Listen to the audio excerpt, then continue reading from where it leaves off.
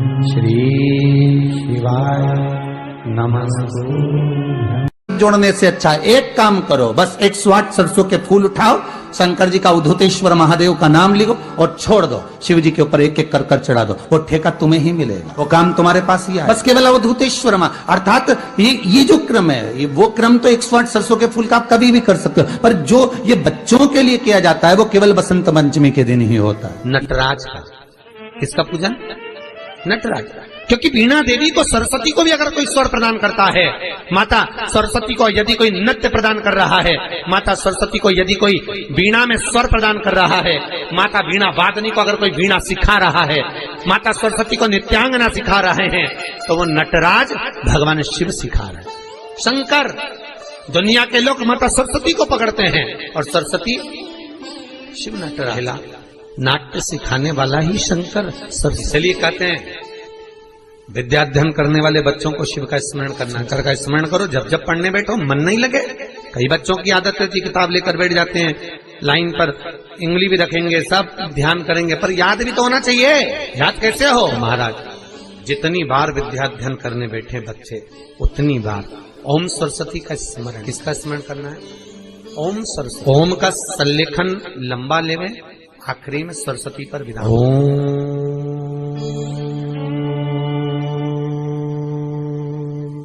सरस्वते नमः। ओम सरस्वती का स्मरण करिए।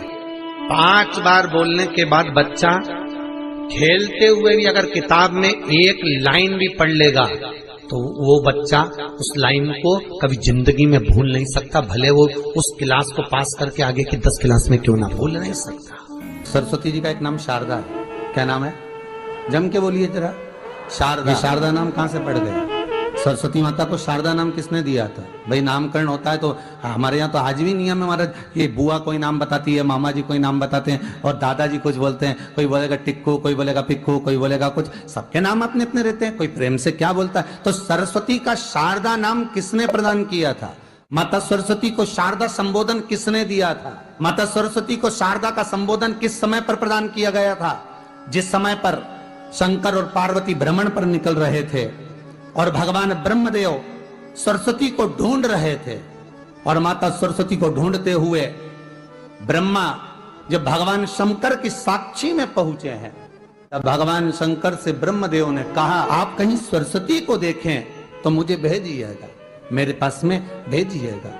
शंकर भगवान ने उसी समय पार्वती से कहा, पार्वती, जैसे एक स्त्री जो पतिव्रता धर्म का पालन करने वाली है, एक नारी पतिव्रता धर्म का पालन करने वाली होती है, पति को परमेश्वर मानने वाली होती है, पति के चरणों का रसतत्व ग्रहण करने वाली होती है, तो वो पर पुरुष का स्मरण नहीं करती। उसी तरह एक पति जो अपनी अर्धांगिनी के साथ में रहे और अर्धांगिनी के साथ चले तो पर नारी का स्मरण नहीं होना चाहिए। तो एक काम करो पार्वती, तुम सरस्वती को बुलाना प्रारंभ करो। अब पार्वती जी ने कहा, सरस्वती तो मेरी बहन जैसी है, सरस्वती तो मेरी सखी जैसी है, अब मैं उसको अगर बुलाऊं, आवाज दूं, अच्छा नहीं लगेगा। तो माता पार्वती जब ढूंढते ढूंढते ढूंढते ढूंढते शंकर भगवान के साथ में भ्रमण करती करती पहुंची, तो क्या देखती है माता पार्वती कि एक सरोवर के पास में माता सरस्वती बैठकर सरोवर में अपना मुखाग्रविंद देख रही थी। श्वेत वस्त्र था मेरा माँ का और बड़ी सुंदर गले में माला पहन रखी थी माता सरस्वती ने, और एक सरोवर में माता सरस्वती अपने मुख को जब निहार रही हैं, उस दर्पण के भाव में अपने प्रतिबिंब को देख रही हैं, तब उस समय पर माता पार्वती ने कहा, शारदा, सरस्वती को लगा कि मेरा संबोधन ये किसने कहा। पलट कर देखा, सरस्वती ने कहा, पार्वती तुम? हाँ, मैंने तेरा जो दर्पण में प्रतिबिंब देखा है, तेरा स्वरूप देखा, पर तू इतनी सुंदर है, इतनी सुंदर है, पर तेरा जल में जो स्वरूप देखा ना, वो नीला दिखाई दिया, थोड़ा सा श्याम दिखाई दिया, इसलिए मैंने तुझे शारदा कह दिया। आज भी हमारे मध्य प्रदेश के कटनी और सतना के बीच में मैहर में आज भी शारदा भवानी विराजमान है। धार जिले में जाएंगे तो बाग क्षेत्र में माँ बागेश्वरी, माँ शारदा आज भी विराजमान। कहा। सरस्वती जी पूछी, पार्वती तुमने मेरे को शारदा क्यों कहा? क्योंकि तेरा जो प्रतिबिंब था वो श्याम नजर आ रहा था मुझे। उस प्रतिबिंब को देखकर मैंने तुझे शारदा का संबोधन दिया। तुम्हें ब्रह्मा जी बुला रहे हैं। सरस्वती ने कहा, पार्वती मैया दीदी, आपने मुझे जो नाम दिया है, जगत के लोग, संसार के लोग मुझे इस नाम से जब पुकारेंगे तो ये शारदा, ये सरस्वती स्वयं उसके कंठ पर, उसके मस्तिष्क पर सदा विराजमान रहेगी, ये शारदा बनकर। इसलिए हमारे स्कूलों में, हमारे काव्य ग्रंथों में, हमारे जो कविगण रात्रि को जो काव्य पाठ करते हैं, कविता का स्मरण करते हैं, वो सरस्वती की वंदना नहीं करते, हे शारदे मां, शारदा की वंदना कर। कभी आपसे कोई पूछ ले कि शारदा नाम पार्वती सरस्वती का कब पड़ा, तो आप बता सकते हैं कि ये माता शारदा नाम कोई सहज नहीं है। माँ ढूंढने के लिए जब निकली, ब्रह्मदेव के कहने पर भगवान शिव के साथ भ्रमण करती। नाम का उच्चारण कोई सहज नहीं होता। कोई देखता होगा, दादाजी ने अगर किसी का नाम कुछ रखा है तो कुछ सोच के रखा होगा, पिताजी ने अगर कुछ रखा है तो उसके मन में कुछ आया होगा तो रखा होगा, मम्मी ने अगर कोई नाम रखा है तो उसने कोई विचार कर कर रखा होगा। कोई नाम अगर किसी का रखा जाता है तो उसके अनुकूल रखा जाता है कि हो सकता है कि वो नाम की क्या उसके मन में चल रहा होगा।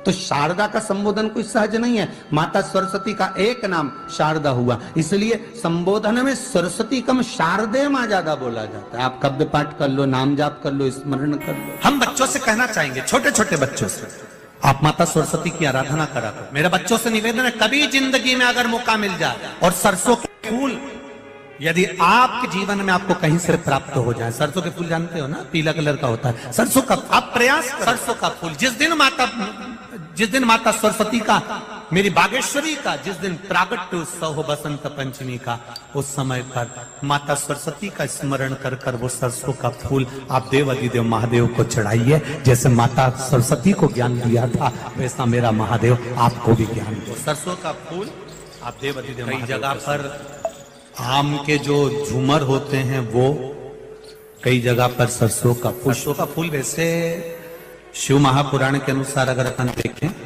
तो बड़े रोग में भी कार्य, को कैंसर जैसा रोग हो जाता है या किडनी लीवर जिसका डैमेज हो जाता है, इसके लिए हमने पहले भी कथाओं में वर्णन किया है। बसंत पंचमी का दिन, महाराज सरस्वती का दिन, जिस दिन जो बच्चा पढ़ने में कमजोर होता है उसके हाथ से बसंत पंचमी के दिन सरसों के 31 फूल शंकर जी को चढ़ा दिए जाते हैं तो बच्चा पढ़ने में अव्वल निकल जाता है।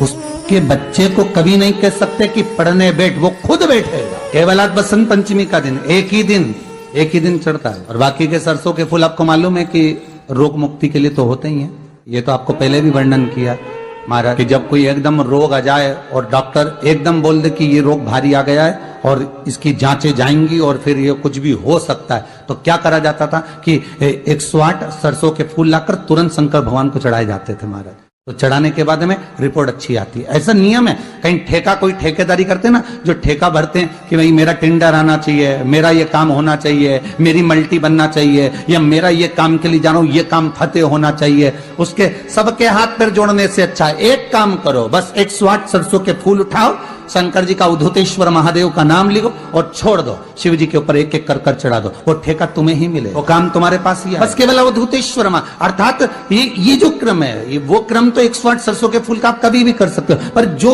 ये बच्चों के लिए किया जाता है वो केवल बसंत पंचमी के दिन ही होता है। शिवाय नमस्तुभ्यं।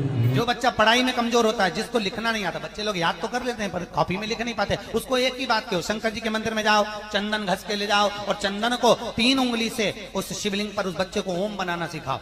शिवलिंग पर जो बच्चा ओम बनाना पूरा चालू कर देता है, उस बच्चे को माँ फिर हाथ पकड़ के नहीं पढ़ाती, वो बच्चा अपने आप लिखना चालू कर देता है केवल शिवलिंग पर ओम लिख देने पर। सब बोलिए एक बार जमकर, श्री शिवाय नमस्तुभ्यम। प्रैक्टिकल जरूर करना, कहीं सियोर वाला महाराज झूठ तो नहीं बोल रहा। शास्त्रों की बातें हमारे जीवन में हमें सुख प्रदान करे, इसलिए इस भाव का आनंद करते हुए आज की कथा को विराम देते हैं। आइए भक्तों, आज सुनते हैं तुलसी माता की चालीसा। यह चालीसा सुनने से होती है हर रोगों से मुक्ति, मिलती है सुख समृद्धि का आशीर्वाद। तो एक बार बोलिए प्रेम से विष्णु भगवान की जय। तुलसी माता की जय, भगवती माता की जय। श्री तुलसी महारानी करु विनय सिरनाय, जो मम हो संकट विकट दीजे मात नसाय। नमो नमो तुलसी महारानी, महिमा अमित न जाए बखानी। दियो विष्णु तुमको सम्माना, जग में छायो सुयस महाना। विष्णु प्रिय जय जयंती भवानी, तिहु लोक की हो सुख खानी। भगवत पूजा करे जो कोई, बिना तुम्हारे सफल न हो। जिन घर तब नहीं होए निवासा, उस पर करे विष्णु नहीं वासा। करे सदा जो तब नित सुमरन, ते ही के काज होए सब पूरन। कार्तिक मास महात्म्य तुम्हारा, जाको जानत सब संसारा। तब पूजन जो करे कुमारी, पावे सुंदर वर सुकुमारी। करे जो पूजा नित प्रति नारी, सुख संपत्ति से होए सुखारी। वृद्धा नारी करे जो पूजन, मिले भक्ति होवे पुलकित मन। श्रद्धा से पूजे जो कोई, भव निधि से तर जावे सोई। कथा भागवत यज्ञ करावे, तुम बिन नहीं सफलता पावे। छायो तब प्रताप जग भारी, ध्यावत तुम्हि सकल चितधारी। तुम्हि मात यत्र तंत्र में, सकल काज सीधे होवे क्षण में। औषधि रूप आप हो माता, सब जग में तब यश विख्याता। देव ऋषि मुनि और तपधारी, करत सदा तब जय जयकारी। वेद पुराणन तब यश ज्ञाया, महिमा अगम पार नहीं पाया। नमो नमो जय सुख कारिणी, नमो नमो जय दुख निवारिणी।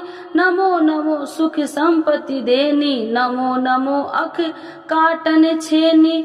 नमो नमो भक्तन दुख हरनी, नमो नमो दुष्टन मद छेनी। नमो नमो भव पार उतारिणी, नमो नमो परलोक सुधारिणी।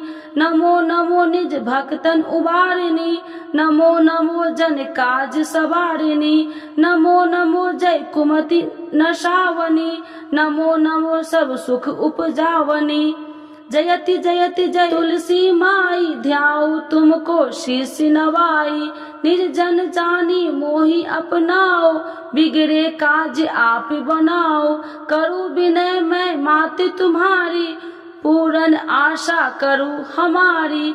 शरण चरण कर जोरी मनाओ, निस दिन तेरे ही गुण गाऊं। करहु मात यश अब मोह पर दाया, निर्मल होए सकल मम काया। मांगू मात या वर दीजे, सकल मनोरथ पूरन कीजे। जानू नहीं कुछ नेम उचारा, क्षमहु मात अपराध हमारा। 12 मास करे जो पूजा, ताशम जग में और न दूजा। प्रथम ही गंगा जल मंगवावे, फिर सुंदर स्नान करावे। चंदन अक्षत पुष्प चढ़ावे, धूप दीप नैवेद्य लगावे। करे आचमन गंगा जल से, ध्यान करे हृदय निर्मल से। पाठ करे फिर 40 की, स्तुति करे मात तुलसी की। यह विधि पूजा करे हमेशा, ताके तन नहीं रहे कलेशा। करे मास कार्तिक का साधन, शोभे नित्य पवित्र सिद्ध होई जाई। है यह कथा महासुखदाई, पढ़े सुने सो भव तर जाई। यह श्री तुलसी चालीसा, पाठ करे जो कोई। गोविंद सो फल पावही, जो मन इच्छा होई। तो एक बार बोलिए प्रेम से विष्णु भगवान की जय, तुलसी माता की जय, भगवती माता की जय, सर्व देवी देवताओं की जय।